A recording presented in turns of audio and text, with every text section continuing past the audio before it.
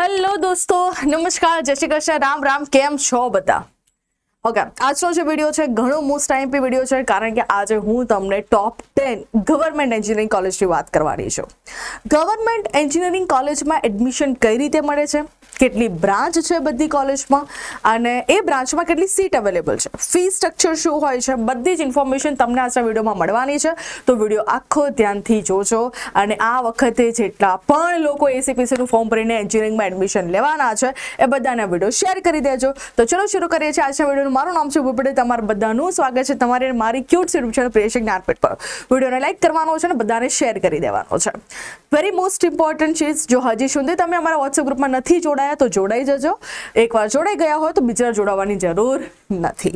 અને જો તમારે પર્ટિક્યુલર કોઈ પણ ગવર્મેન્ટ કોલેજના કટ ઓફ જાણવા છે લાસ્ટ યરના રાઉન્ડ 1, રાઉન્ડ 2, રાઉન્ડ 3 ના રિલેટેડ, તો ડેફિનેટલી તમે મને કમેન્ટ કહેજો. જે પણ કોલેજના કમેન્ટ વધારે આવશે એ કોલેજના ડિટેલ વિડીયો હું બનાવીશ, જ્યાં હું તમને એના કટ ઓફ વિશેની વાત કરીશ, જેથી તમને આઈડિયા આવી જાય કે તમારે તમારા સ્કોર પ્રમાણે તમને શું લાગે છે કે તમારે ક્યાં કઈ કોલેજમાં એડમિશન મળી શકે તેમ છે, અથવા તો તમને બીજો એ આઈડિયા આવી જાય કે શું આ વખતે તમારે ઇમ્પ્રુવમેન્ટની એક્ઝામ આપવી કે ના આપવી. તમને બધાને ખબર છે કે ઇમ્પ્રુવમેન્ટ એક્ઝામ આપવાથી ઘણો બધો બેનિફિટ થાય છે, કારણ કે જ્યારે આપણે રાઉન્ડ 2 ની વાત કરીએ ત્યારે આખું મેરિટ લિસ્ટ ફરીથી ચેન્જ થઈ જાય છે.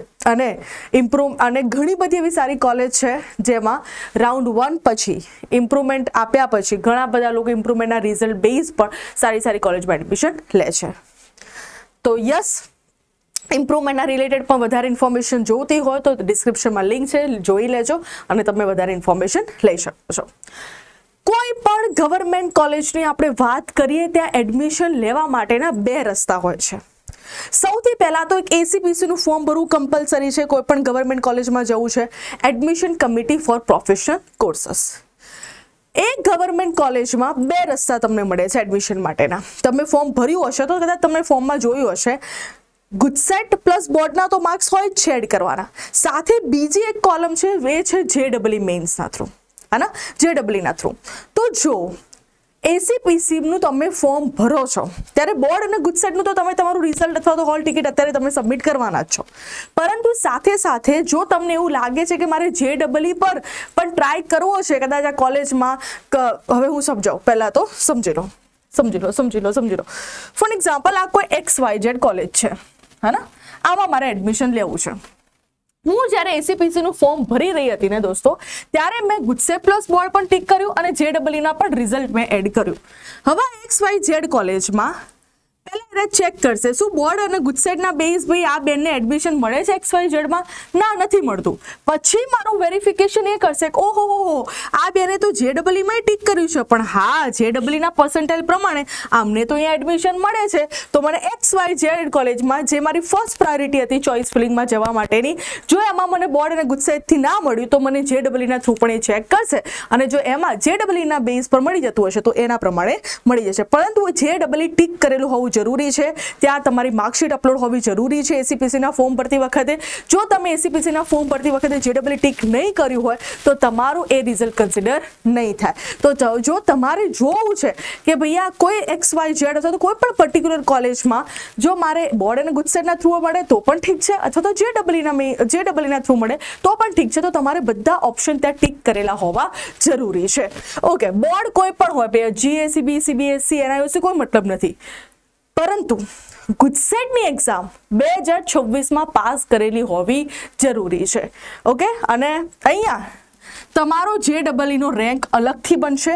જેટલા પણ લોકોએ એસીપીસીનું ફોર્મ ભર્યું હશે, જેટલા પણ લોકો એસીપીસીના ફોર્મમાં જેડબલઈ ટિક કર્યું હશે, એ બધાનો એક અલગથી કોડ બનશે, એક અલગથી રેન્ક જનરેટ થશે, અને જેનું ડિજિટ સ્ટાર્ટિંગથી 9 હશે, એ 9 જે છે તમારું સ્ટેટ ડિસાઇડ કરે છે, અને 0, 0, 0 પછી 1, 2, 3 એવું કંઈક હશે તો મતલબ 123, મતલબ 9 લાખ કે 9,000 એ નહીં સમજવાનું, તમારા પાછળના ડિજિટ જોવાના કે એ પાછળના ડિજિટ ઇન્ડિકેટ કરે છે કે તમારો આ એસીપીસીના ફોર્મમાં જેટલા લોકોએ જેડબલઈ ટિક કર્યું છે એમાં તમારો કયો રેન્ક આવે છે એ.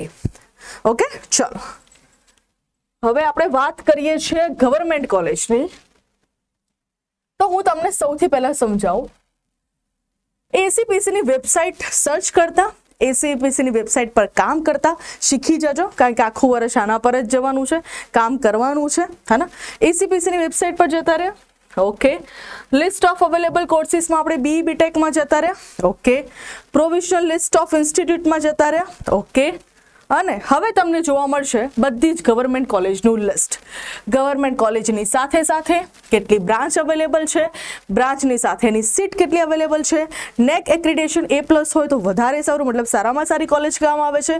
ટ્યુશન ફી, કોઈ પણ ગવર્મેન્ટ કોલેજની ટ્યુશન ફીની વાત કરીએ બેટા આપણે, તો એમાં 1500 રૂપિયા બોયઝ માટે હોય છે, ગર્લ્સ માટે ફી જે હોય છે 0 હોય છે. હોસ્ટેલની સુવિધા છે કે નહીં એ પણ તમને આઈડિયા આવી જશે. કોઈ પણ ગવર્મેન્ટ કોલેજની જ્યારે આપણે વાત કરીએ છીએ ત્યારે બોર્ડ પ્લસ ગુસ્સેની 95% સીટ ફિલ થાય છે, જ્યારે 5% સીટ ખાલી કોની હોય છે ભૈયા? JEE મેન્સની હોય છે, મતલબ JEE ની હોય છે. બોર્ડ પ્લસ ગુસ્સેટની કેટલી? 95%. અને JEE ની કેટલી દોસ્તો? 5%. મતલબ ફોર એક્ઝામ્પલ કોઈ જગ્યાએ 60 સીટ છે, 60 ના 5 એટલે અહીંયા 3 સીટ તમારી JEE ની થશે અને 57 સીટ શેના બેઝ ઉપર ભરાશે? તમારી આ બોર્ડ પ્લસ ગુજસેટ. ઓકે. આમાં પણ વેરિફિકેશન હોય, જનરલ, EWS, SC, ST એ બધા પ્રમાણે ડિવાઈડ થશે. પરંતુ અહીંયા જે JEE છે એમાં એવું કોઈ પણ ડિવાઈડ નહીં હોય, કારણ કે 3 તો સીટ છે, એમાં શું ડિવાઈડ કરે, હા ને. ઓકે, ચલો ખબર પડી ગઈ. હવે આપણે વાત કરીએ again back to branch. Normally આટલી બ્રાન્ચ તો તમને બધી જ જગ્યાએ મળી જ જવાની છે. કઈ? Civil, computer, electrical, EC, environmental engineering and mechanical engineering. Okay. પરંતુ સૌથી બેસ્ટ વસ્તુ મારે તમને એ બતાવી છે, એક તો અહીંયા તમને એક ઓટોમોબાઈલ એન્જિનિયરિંગ મળી ગયું, મોડાસામાં છે. બીજી તો બધી જે નોર્મલ જનરલ બ્રાન્ચ હોય એ જ છે. સૌથી વધારે હાઈએસ્ટ બ્રાન્ચ તમને LD કોલેજમાં મળી જશે. સેક્ટર 28માં પણ ઘણી સારી એવી છે. પરંતુ યસ, લુક એટ ધીસ દોસ્તો, LD college of engineering Ahmedabad. જે લોકોને AI કરવું છે અને ગવર્મેન્ટમાં જ કરવું છે તો જોઈ લેજો ભાઈ, 75 સીટ અવેલેબલ છે. ઓટોમોબાઈલ એન્જિનિયરિંગ 150, બાયોમેડિકલ છે, chemical, civil, computer, electrical, EC, environmental આ તો ઠીક છે, IT ઠીક છે, ઇન્સ્ટ્રુમેન્ટેશન કંટ્રોલ પણ ઠીક છે, મિકેનિકલ ઠીક છે. આ પાછી નવી બ્રાન્ચ છે જેને પ્લાસ્ટિકમાં કરવું છે, રોબોટિક્સમાં કરવું છે, રબરમાં કરવું છે, ટેક્સટાઇલમાં કરવું છે, એના માટે પણ અહીંયા અલગથી બ્રાન્ચ છે, અલગથી સીટ પણ અવેલેબલ છે. તો જે લોકોને જોઈ લેવાનું છે કે ભૈયા તમારે કઈ બ્રાન્ચમાં જવાનું છે. અત્યારે તમારું હોમવર્ક શું હોવું જોઈએ? એસીપીસીનું ફોર્મ ભરવાનું, એસીપીસીના રિલેટેડ જેટલા ડોક્યુમેન્ટ્સની રિક્વાયરમેન્ટ છે ડોક્યુમેન્ટ્સ કઢાવવાનું, અને એની સાથે સાથે તમે કઈ બ્રાન્ચમાં એડમિશન લેવા માંગો છો, અથવા તો તમે કોઈ સ્પેસિફાઈડ તમારો ટાર્ગેટ છે કે ભાઈ કોલેજ તો મારે આ જ જોઈએ, હું બ્રાન્ચ સાથે ડીલ કરી દઈશ, મતલબ આ જ કોલેજમાં મને કદાચ મારે જવું તો કમ્પ્યુટરમાં છે, પરંતુ જો મને આ કોલેજમાં કમ્પ્યુટર નથી મળતી તો બીજું કોઈ પણ ભણી લઈશ. પહેલાં તો એ ડિસાઇડ કરવું હોવું જોઈએ. અથવા તો તમારું એ હોવું જોઈએ કે ભૈયા મારે બ્રાન્ચ તો કમ્પ્યુટર જ છે, કોલેજ કોઈ પણ મળશે તો ચાલશે, મારે દૂર રહેવું પડશે તો ચાલશે, મારે હોસ્ટેલમાં રહેવું પડશે તો ચાલશે. આ માઇન્ડ ગ્રંથિ તમારે પહેલાં સેટ કરી દેવાની છે કે તમે કોલેજ સાથે છેડછાડ કરવા માટે તૈયાર છો કે બ્રાન્ચ સાથે છેડછાડ કરવા તૈયાર છો. હવે તમે મને એમ કહેશો કે મેડમ ક્વેશ્ચન તો સારો છે, તો હું શું વિચારું? હું એમ કહીશ કે બ્રાન્ચ સાથે છેડછાડ ના કરો, કારણ કે એ વસ્તુ પર, એ પોઈન્ટ ઉપર, એક સબ્જેક્ટ ઉપર તમારે 4 વર્ષ કામ કરવાનું છે. કોલેજ સારી હશે, ઇન્ફ્રાસ્ટ્રક્ચર જોરદાર હશે, પરંતુ જ્યારે તમે સવારથી લઈને સાંજ સુધી જે કામ કરી રહ્યા છો એમાં મજા જ નહીં હોય, ઇન્ફ્રાસ્ટ્રક્ચરનું શું કરશો દોસ્તો તમે? હે ને. હું વાત કરું LDની કોલેજની, તમે LD કોલેજમાં એકવાર વિઝિટ કરજો દોસ્તો, મજા નહીં આવે, તમને વાઇબ જ નહીં આવે. તમને એવું થશે કે 4 વર્ષ અહીંયા કાઢવાના યાર, હા અહીંયા કાઢવાના, એવું તમને વિચાર આવશે. પરંતુ જ્યારે હું કોઈ પણ ગવર્મેન્ટ કોલેજની વાત કરું છું અને જ્યારે at the end of academic year જ્યારે હું વાત કરું છું હાઈએસ્ટ પેકેજની, ત્યારે સૌથી હાઈએસ્ટ નંબર જે પેકેજ જે પ્રોવાઈડ કરે છે પ્લેસમેન્ટમાં એ છે LD કોલેજ. VGC કોલેજ પણ સારામાં સારી છે, GEC સેક્ટર 28 પણ સારામાં સારી કોલેજ છે. એટલે પોઈન્ટ એ છે કે દોસ્તો તમારામાં આવડત શું છે. હા ના, લોકો એવું કહે કે ગવર્મેન્ટ કોલેજમાં ભણાતું હશે, ગવર્મેન્ટ કોલેજમાં જ ભણાય ભાઈ, ફ્રીમાં ભણીને અને સારું પેકેજ મેળવો તમે, સારું પ્લેસમેન્ટ લઈને, હા ના. ઓકે, ચલો એ રીતે LD કોલેજ મોરબી છે, ભાવનગર છે, પાછી આ VGCની, આ VGCમાં પણ ઘણી બધી બ્રાન્ચ અવેલેબલ છે, જોઈ લેજો તમે કેટલી છે. વિવીનગર technology, DDU Dharamshi Desai university Nadiad, GIA પહેલા તો તમને છે ને બે વસ્તુ અહીંયા કોલેજમાં જોવા મળશે, ગવર્મેન્ટ કોલેજ અને GIA government aided funded institute college. તો ગવર્મેન્ટ કોલેજ છે ને ગવર્મેન્ટ દ્વારા ચાલતી હોય, અને GIA કોલેજ છે ને અડધી ગવર્મેન્ટ દ્વારા ચાલતી હોય અને અડધી કોઈ ટ્રસ્ટ દ્વારા ચાલતી હોય. એમાં પણ ફી જે હોય છે નોમિનલ જ હોય છે, લુક્સ લાઈક અ ગવર્મેન્ટ જેટલી જ હોય છે.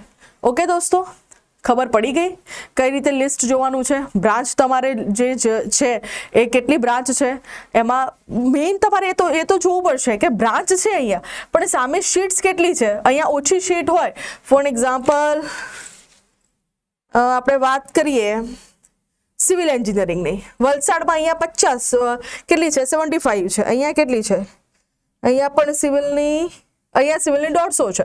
તો ઓબ્વિયસલી જ્યાં 150 લોકો હોય તો ત્યાં તમારો નંબર લાગવાનો ચાન્સીસ વધારે હોય. તો આ બધું તમારે રિઝલ્ટ કરવાનું છે, જોવાનું છે.